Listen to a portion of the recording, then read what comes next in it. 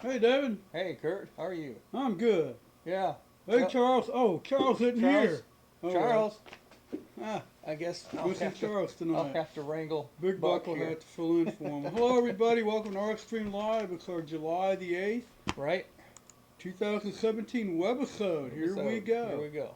Got a whole new thing coming up tonight. In fact, a neat subject David thought of and came up hmm with tonight, which I really like.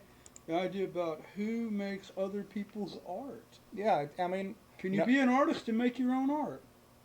most do, Most do, but but apparently, historically, not everyone does, yeah, not everyone does. and So, seems to be a trend in the art world to right. sub or contract out part of the work. Yeah, so tonight, So, our Stream Live is going to present, contemporary artisans, the unknown people behind the scenes. right, The world of anonymous helpers in the art world. So, the real sweat behind the art. in fact, I noticed you had. I found this interesting. This book you have here. Did you want to mention that real quick? Sure. The Art of Not Making. I Yeah. like that. The Art of Not Making. So, it's a book by Michael Petrie, Uh huh. and the new artist-artisan relationship. He presents more than 115 contemporary artists who have one thing in common: they don't make their own artwork. 115. 115. 115. There They you are go. they are executive artists. They, 115 artists that actually don't make, well, maybe they they conceptualize it, conceive. They come up with the but idea. they don't And right. physically. So they're not like the artisan craftsperson. No. Wow. The chances are they have none of the skills to produce their own art. Well, let's get into it They tonight. either employ others Yeah. or they appropriate objects as and put them together for Right. their art. Yeah. There's some questions that maybe we'll answer here. In Yeah. his book, he asks, what does it mean for the nature of art and the status of the artist? And the other one is, what is the relationship between creativity and production? Well, that's a So, serious question. we'll see. I've seen artworks that an artist made that really there was nothing to them except a blank space. Mm-hmm. And now we've taken it even further where they're not even making the art. So I don't know how much further we can go with it. But That's let's pretty see. minimal. That is minimal. Well, let's bring up the first slide. We'll get into it tonight. Yeah, we're going to give our couple of sources that we Yeah, this found is interesting. kicked off on an article on hyperallerget. Yeah, How do you pronounce it? hyperallergy. That's good. And it's Yeah. a nice website, and it's getting to know the artisans who make other people's art, which had some interesting. And we have some things we'll share from that. And another one we had was Mhm. Artist Assistants, the World of Anonymous Helpers, and that's on a site called Wide Walls. Mm-hmm. And it's an interesting site. And the first article was written by Julian Steinhauer, Mm-hmm. and the other one was written by Sanja Lazik. So we give them credit, and they have some interesting ideas. And like it says there, really the idea is nothing new. Right. In that first slide, I mean, we're going to go all the way There's- back. I mean, the old saying, "There's nothing new under the sun," Right. is almost always true. Almost always. And we go back all the way to the Sistine Chapel, Mm-hmm. Michelangelo. And of course, he did a lot of the work in there, but he didn't do all of the work. He Mm-hmm. actually had some help, and he had people help paint in the backgrounds, which, the size of the job. Right. Sometimes you're one human being, you get a big project, you just simply cannot do it Yeah, all. you can't. Was the situation here for him. So actually, yes, he did have some help. So that's going pretty far back. And then, Yeah. coming More forward in contemporary. time, good old Andy Warhol, 20th century. Mm-hmm. And he's famous for his silkscreens and lithographs. And he had a whole bunch of workers that worked in that. And it was In his highly factory. publicized in the factory. The It was factory, actually called The Factory. So he had people working under him that would help him.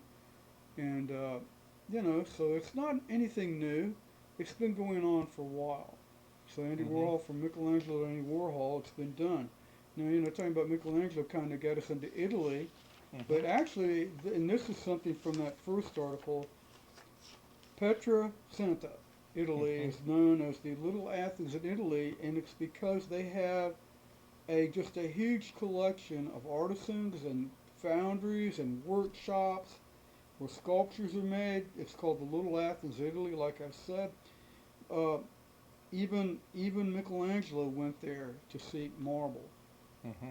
So it's been around a long time. It's almost it is a business there. Right. They're Big business. world famous for it, and a lot of international artists actually have gone there. Mhm. And some of them will be coming up in the next slide. We'll mention some names of modern day artists that have actually worked there. Like I said, Picasso. Michelangelo Mhm. had been there to seek marble under the direction of Pope Leo X. But a lot of artists actually have their artisans there in Pietra Santa that Mhm. work and build their pieces for them. Like Damien Hirst is one of them, the sculptor Mark Quinn, and a painter, by the way, and Fernando Botera, painter and Mhm. sculptor. He actually has works done. And then Helene Blumenfeld is another sculptor Mhm. who actually has works these artisans work on. And the idea is these people are coming up with the concepts. Right. Now, could they do the work? Maybe. Maybe some could. I'm not I sure about would. all of I would say most sculptors that them. have bronzes, Mm-hmm. uh, probably very few have their own No, foundries. they don't But have their own it's a foundries. very difficult thing to And a part of it is scale. When you're scale working on a and large piece, expense. the artist can create the model, the Mhm. concept, a mock-up. But then you're right, it goes to the artisans who are very, and you know, stop thinking about these people. They are incredibly skilled They're very at what they do. specialized. They are very specialized. And in fact, these are some of the artisans of Mhm. Pietrasanta, and these are all photographs by the gentleman I'm going to try it, Heinrich Heflays. Will that work? It's close enough for me. But he had been there and noticed these people and wanted to photograph them. He felt like they were the Mhm. unknowns, and he's actually he had a photograph show in New York to Mhm. feature them because he wanted to show the people behind the art. Right. So these are not all of them, Mhm. but these are examples of some of the photographs he took of It's individuals. quite a range of mediums that they're working Yeah, in too. that actually work behind the scenes to create the art, and they are artists in their own. And in Mhm. fact, a lot of these folks are artists. They're not Right. just merely craftsmen. You know, we have, you define the term of a craftsman and an artisan, and an artisan's a worker who practices a trade or a handicraft, Mhm. and a craftsperson is a skilled artisan, a person who makes beautiful objects by hand. Well, these people definitely qualify, Mhm. and some of them are artists in their own right. And so not only do they have the technical ability, they have the conceptual abilities of an artist. So I thought this was an interesting thing that you don't know going on behind the scenes. These people, in fact, this is a gentleman here now. One of the things you got into is the concept of, and we can get into that a little bit later about the idea. Well, you're always kind of used to the artist making his art. People like the idea of an artist in that something's handmade. Right. So of course you'd like to think the artist's hand was the one that made it. Right. Now I understand the concept's important. Without a concept, you're not going to have Right. art. No matter what your skill level, you have to have a concept. But the technical ability also has a relationship with the concept because it Mhm. affects how it turns out. So I don't know. I don't know how people would feel if you bought a piece and you realized the artist hadn't made it. Would you feel Mhm. less about the piece, or you think it's a great concept? I don't know. We can talk more about it. But this gentleman that came up, this Liu Bolin, Mhm. Liu. Now he is a master of disguise. It's called the Invisible Man. Mhm. Now what's interesting about him, the idea behind his art is his idea. He likes to use camouflage, but he Right. camouflages himself in different environments. So when they take a photograph of him, Mhm. he's there, but he's not there.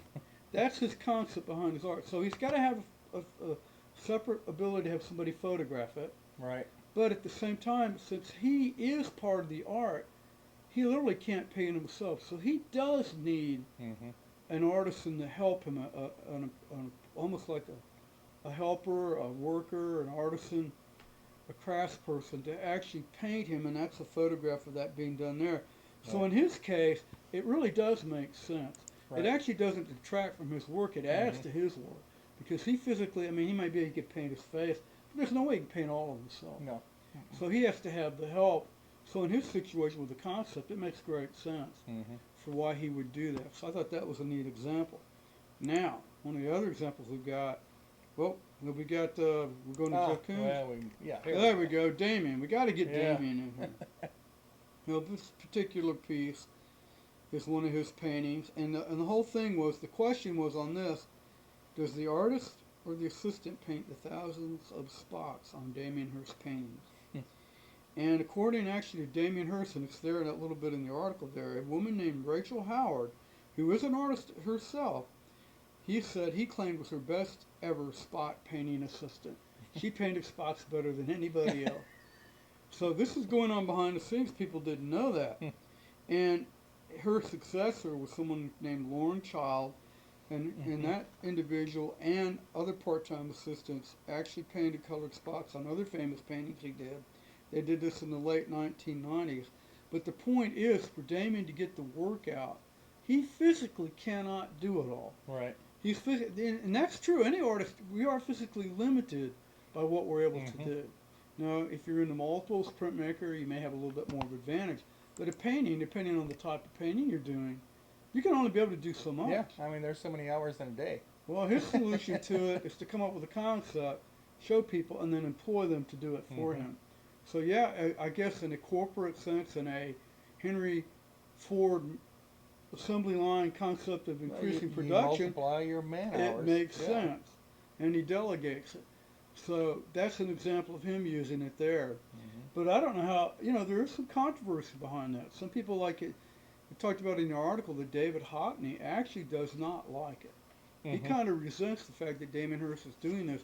In fact, when David Hockney had a museum gallery show of his landscape paintings, he actually included a sign in there that stated that, yes, the artist made these, I made these myself, personally, made each and every piece with my own hand. So he broadcast that to make sure that people knew that, yes, he actually made the art. And I'm old-fashioned. I kind of like that myself. I do like that because, that's the thing about art. I understand why they do it. Now, is it just for the money in a way, or is it to please the market, the collectors, or there's enough demand for their work? Yeah. I mean, if the demand has to boil down to dollars. Yeah. So, I mean, who's going to turn it down? Right. But the artist has a choice. No, I want to do it all myself, so I will limit my income, or they have to pay more per piece of art. But here's where the fun starts. Now, we've both seen the wholesale market. We've seen the low in it for people that factory produce paintings for department stores. Right. Now, the process is the same. There's a concept. Now, the concept's limited for the market for what it's going to. I will acknowledge that. But the procedure's the same. The only difference here, and this is where you get into the fun of it, you could say, okay, well, Damien Hirst's concepts are at a much higher level of true fine art, modern art. That's where you get into the fun, And then you have artists in a way, does that justify? But you have art right now who will take that lower end art, and they will paint on it, and because they painted on it, it elevates it. Well, and so it gets even grayer. Right, and that we've actually talked about that before, where that's happened. I think Damien Hirst has been one of them that has done it. So yeah, all the lines are blurred. So that's where the fun gets into the debate on all this. Okay, well now you kind of gave a sneak peek. Whoop, we're ahead of ourselves. We're ahead of ourselves again. Yeah, so let's go back. Now, we've got to get into Jeff Koons. This is a given in this subject. His factory. Yeah. Now, once again, a factory. Now, it truly is. He does embrace, talking about the Henry Ford concept of production. He he embraces fully art mass production. It is his creation process. It's exactly what he does. And he is the master of it. And he actually, like I've got in the word up there, he actually will admit that, yeah, if he did not, he's got a big studio, a massive studio, very high ceiling. He's got 150 people helping him. He claims that, yeah, if he did all the work himself, he could do one painting a year. Definitely going to cut down in production. Right. And so income. His argument is, I have to have the help in order to produce the work. And he says that, yeah, he can average 10 paintings and 10 sculptures a year by incorporating this process. And one of the things about it is they're talking about the amount of money these things are selling for. Mm-hmm. We're not talking chunk change. We're talking millions Right. and millions of dollars. So we have a call coming No. in. Okay, but I thought maybe somebody was calling. Perhaps Jeff Coons. No. If they were calling in, this phone would Oh, ring. okay. Well, good. I thought maybe we had a call, but I was reading like they were saying the items that sold between 11 million and 25 million dollars each. Now I don't know how he splits this up with the help. Maybe they're paid by the hour. Well, I'd want a cut of the action myself. since Get a percentage. since his studio, his factory is Yeah. in New York City, I'm assuming they all are well paid Yeah. Now because of the cost of living. he claims that he's there. He supervises everything. He does come up with the concepts. He says sometimes he spend a whole year just thinking of the idea he's going to do. So he's there, and he says it's kind of like he's painting himself. You're there. That's debatable, but he is there, and in the end, the work is handmade. You can claim that they're not a reproduction process where a machine made it. But hey, to me that's the next step. With all the automated devices that we have now, That brings in the it brings all the 3D CNC yeah, technology. It brings it in 3D printers, computer-controlled routers, laser burners. Hey, what's next? You know what? It's like McDonald's replacing people with automation. Right. Hey, you guys, if you're watching, there's your next step. Well, Go to automated. You don't even need the helpers now. it's predicted right now that It's between coming. now and 2030, It's coming. that 40% of the people who have manufacturing type jobs Mm-hmm. and sales service type jobs will be replaced by Right. technology. So Right. we're going to have 40% fewer jobs, and who knows what the percentage of more people. I mean, So it could become more we have a problem coming. Yeah, we do. And a lot of these people that do work as the artisans are artists in their own right. They end up going out on their own. Now, that last slide you brought up, this is kind of interesting. Angela Dela Cruz. Mm-hmm. All right, this is an interesting example where artisans are a great thing. She had a stroke, and she's lost the ability to paint. She's in a wheelchair, and so in order to continue her vision of her art, she's got people helping her, the eyes and the hands of her assistants, and they'll do the work, but they follow her instructions. So I can understand why she still wants to be in the creative process. She's trying to create. A lot of her work concept's the important part behind it. When she's got the concept, she gets the people to help her make it. So I thought this is a great example and a very justifiable reason where artisans and craftspersons could be incredibly helpful to an artist. And in her case, that's happened. And she got nominated for the prestigious Turner Prize. So I thought that was an interesting way to wrap up this idea tonight and show how it actually can be used. But wow, 115 artists. I'm going to get over 115. In that book that actually. And just because. Yeah, fair use. And I thought it only fair to put up our own helper. Right. And our assistant, Big Buck, for ArtStreamLIVE. So we gave him a little plug there at the end. So it's a little washed out. So I thought that tonight was a great topic to bring up. I enjoyed that. I thought that was interesting. Like I said, ArtStreamLIVE, we do cover some interesting concepts, and now you can be an artist and technically not even have to make the art. Interesting idea. One of our local artists has had a piece of sculpture fabricated. And unfortunately, he's not here to talk about it. But it's his concept. But it's his concept. Oh, well, sure. And there it is, right over your face. There it is. That's all right. Good. That's better they look at that than me anyway. But that's a recent one, just in the last month. No, I don't even know the title of that one. Don't either. Okay, but that's a new piece by Charles Smith. All right, well, excellent. So Charles is getting into the 3D. Right. Very good. And I've been doing some different things. Okay, well, good. Oh. This is carving, lathe work, all right. A little bit of everything, some laser work, and you can see more. Okay, at Wooden Grace. WoodenGrace.com. So there's my plug for David's many diverse areas of creativity. Mm-hmm. There you go. Well, very good. So, that is cool.